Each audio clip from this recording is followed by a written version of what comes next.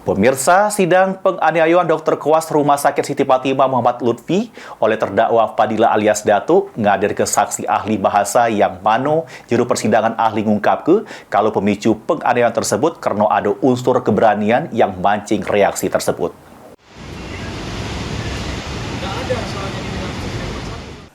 Sidang lanjutan kasus penganiayaan terhadap Dr. Koas Rumah Sakit Siti Fatimah Muhammad Lutfi oleh terdakwa Fadila alias Datuk badan lagi digelar di Pengadilan Negeri Palembang jeru agenda keterangan saksi ahli.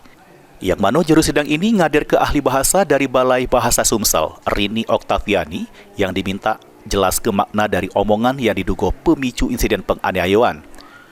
Menurut ahli pemicu kemarahan juru perkara tersebut, yakni ada omongan serta unsur keberanian yang bisa memancing reaksi tertentu.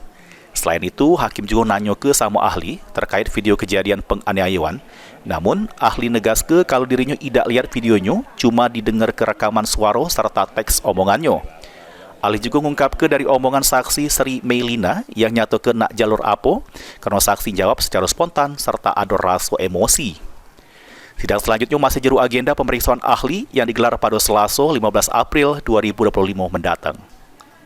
Heru Wahyudi, PAL TV.